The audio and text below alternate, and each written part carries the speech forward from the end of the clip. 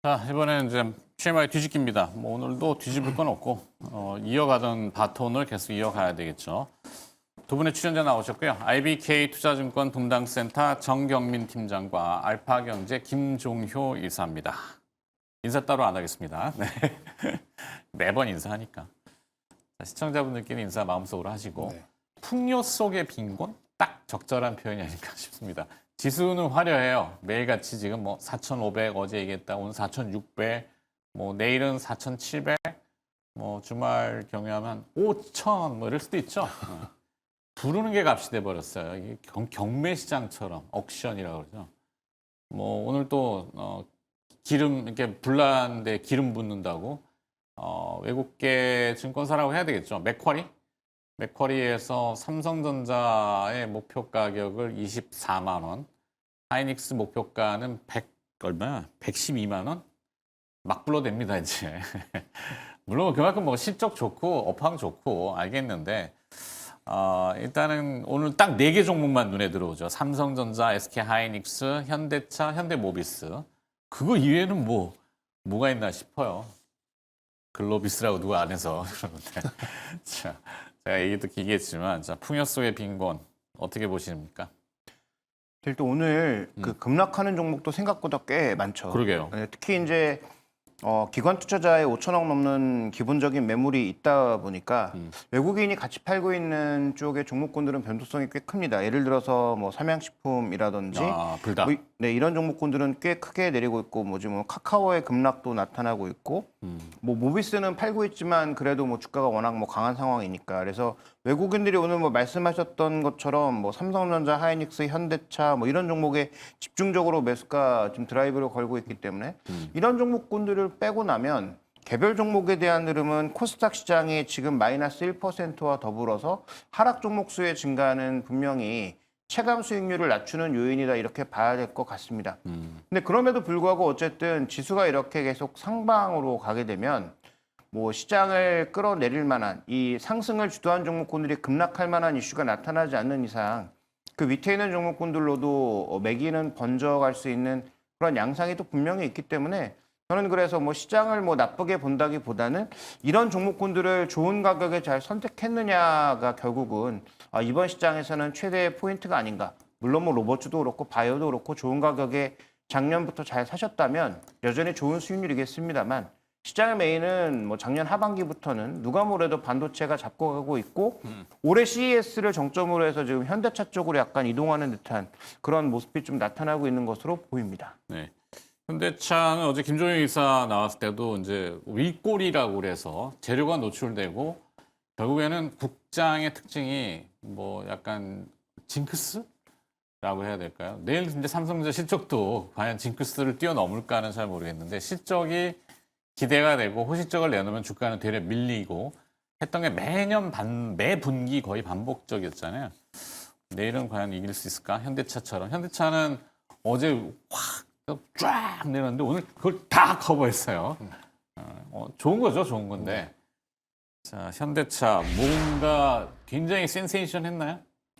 그런 거는 뭐 이미 이제 화제성이 불러온 주가는 어제 이제 큰 변동성을 나타내면서 어느 정도 소화가 됐다라고 좀 봐지고요. 지금 이제 좀 주목할 부분은 이제 에이스 원페어로 볼 수 있는 삼성전자, SK하이닉스 외에 현대차를 외국인들이 오늘 순매수에 상당히 큰 금액으로 좀 매수를 해주고 있어요. 뭐 지금 제가 보는 걸로만 해서 한 1,800억 정도로 이제 순매수가 나오는데 뭐 최근 들어서 이제 요 정도 매수 규모 나온 것은 상당히 좀 이례적인 뭐 이렇게 좀 낯선 이제 그런 현대차? 네, 현대차 좀 볼 수 있겠고 지금 현대차를 이제 다들 이게 너무 이제 로봇 쪽에만 이제 매몰이 돼서 로봇에 그때 뭐 물론 이제 저도 이런 기술까지 나왔구나 좀 무서운 느낌까지도 좀 들긴 했었는데 뭐 아틀라스가 처음에 네. 이제 영상이 공개됐을 때는 약간 CG라 그래갖고 어제 우리가 약간 네. 좀 아쉽다 이랬는데 실사가 또 나왔더라고요. 네. 근데 관절 돌아가는 손을 거나 이렇게 흔드는 게 있어서 우스갯소리로 현대차 주식 좀 사봐 약간 이런 느낌을 좀 받긴 받았는데 그러게요. 말씀드린 대로 그 정도의 이제 화제성은 이제 이렇게 주가의 연속성을 부르기에는 뭐 이게 단순히 끝나는 것 같고 그 뒤에 숨어 있는 거 현대차가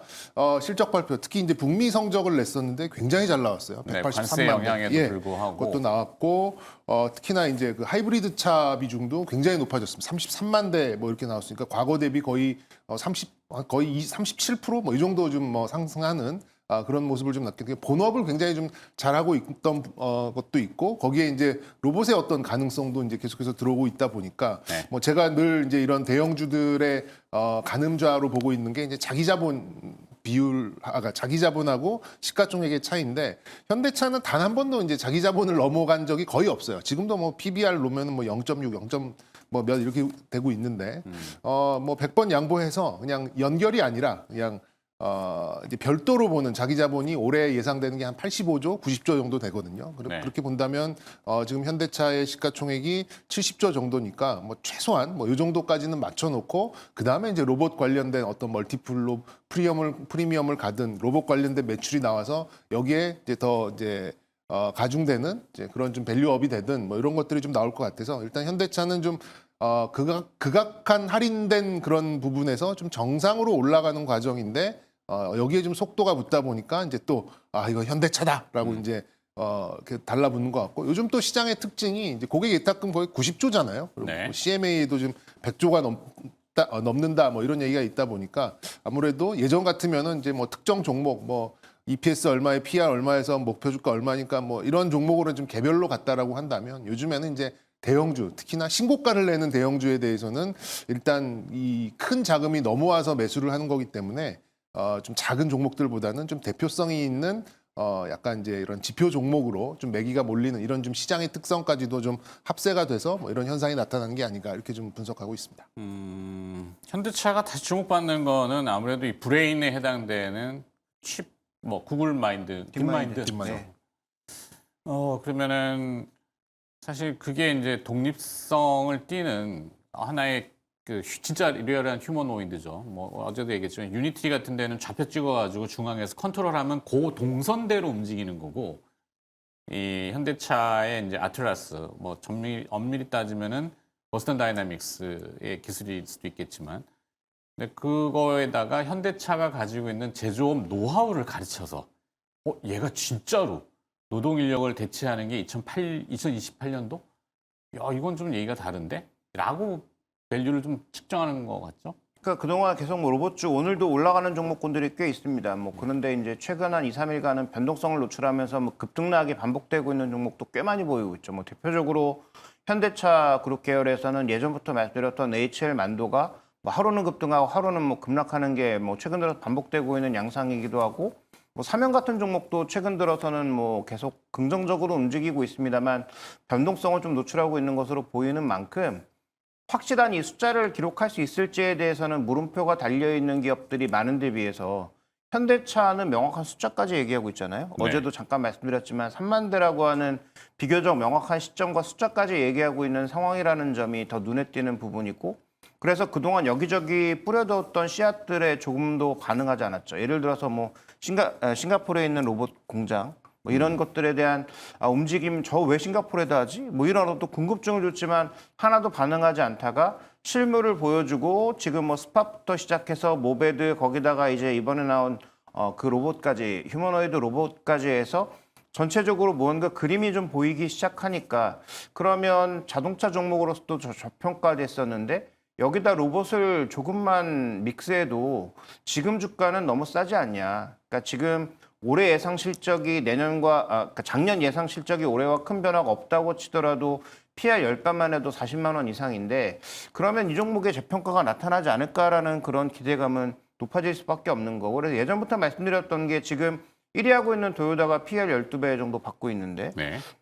그건 불가능인가라는 생각을 할 수밖에 없는 거죠. 뭐 결과는 봐야 되겠지만 그래서 그런 측면에서 지금 뭐 현대차는 아까 팀장님께서 언급해 주셨던 것처럼 로봇에 살짝 믹스만 해도 현재 지금 주가가 움직일 만한 그런 변수들은 많이 있다. 그래서 자동차로 움직였다면 기아도 좀 탄력적이어야 될 텐데 그렇죠. 기아를 제치고 현대차만 이렇게 유독 강하게 움직이고 있는 건 여기에 이제 방점이 있다라고 좀 봐야 될 것 같습니다. 아무래도 로봇 이슈, 특히 이제 휴머노이드에 상당히 근접한 좀 뭔가 좀 혁신적이고 현존하는 그 모델링 중에는 물론 프로토타입이고 아직도 저기 하지만 상당히 좀 이채로웠어요. 네.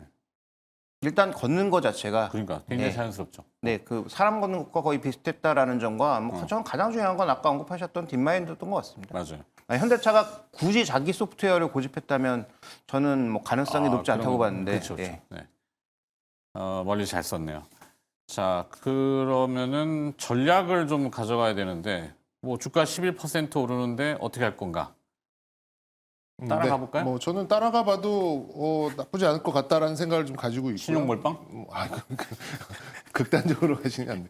일단 뭐 저는 이제 요 로보틱스 사업의 어떤 이제 확장성과 함께 어떤 지배 구조도 좀 생각을 같이 해봤거든요. 네. 그러니까 지금 어쨌든 뭐 이게 명예회장께서 살아 계시잖아요. 그렇기 때문에 아직 이제 명확하게 지배 구조가 재편되지 않았고 어쨌든 이제 모비스를 통해서 현대차를 지배하는 이제 그런 구조로 가고 있기 때문에 옛날부터 한 10몇 년 전부터 나왔던 것 같아요. 현대모비스의 지분을 어떻게 정의선 회장에게 이제 안길 수 있을 것인가. 근데 지금 뭐 공교롭게도 정의선 회장의 지분율이 높은 종목들의 가격이 좀 많이 올라가고 있습니다.